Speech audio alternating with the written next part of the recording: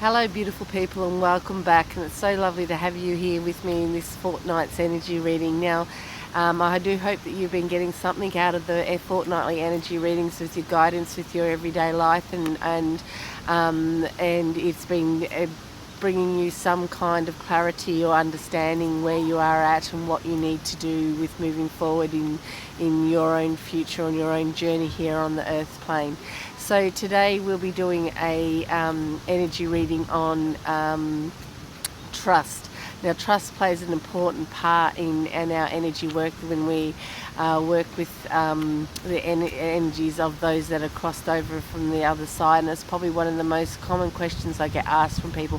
How do I know it's definitely coming from those in the spirit world? And I have a hard time trusting that these messages are coming from them.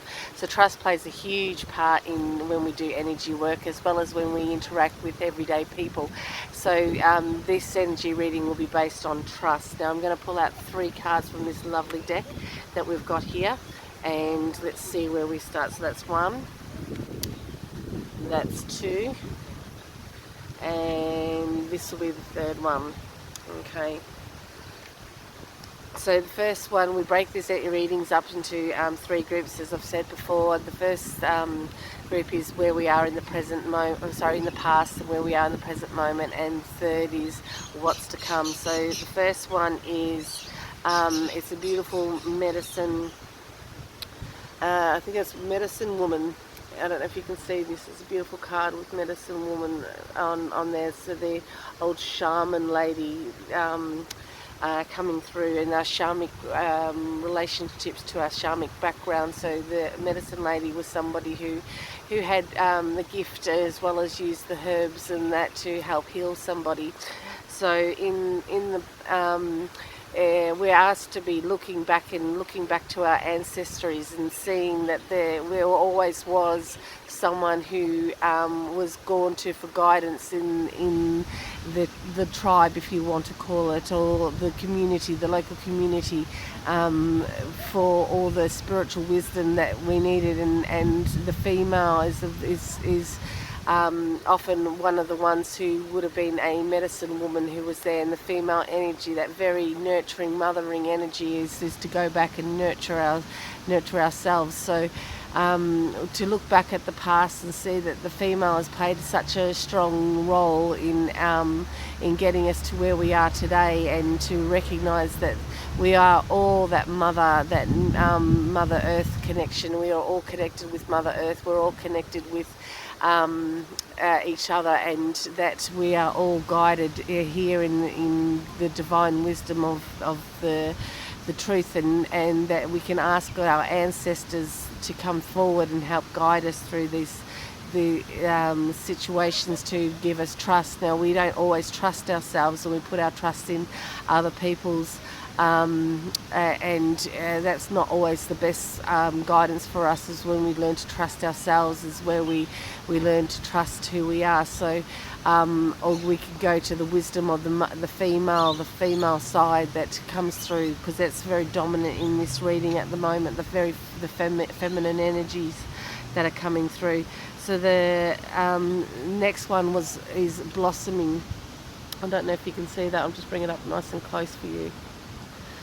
Now in this, you've got a beautiful flower where the woman's protruding from the flower and blossoming in new beginnings, and white is the purity of the light, and it's a pure light, so all the colours of the lights can be filtered through the white light, and that's why we have protection. So this woman's well protected, well guided, and needs to trust. We need to trust that we're guided and we're protected, and we're a nurturing flower, and we're unfolding, and we have different seasons for different times of day for us all. So this is very important for us to have trust and to wisdom. Now in the center of the flower is a beautiful yellow colour, which connects us with our Christ connection, which is all the wisdom that we always need is just within us. We just need to go within to actually ask for that wisdom and trust that that's okay.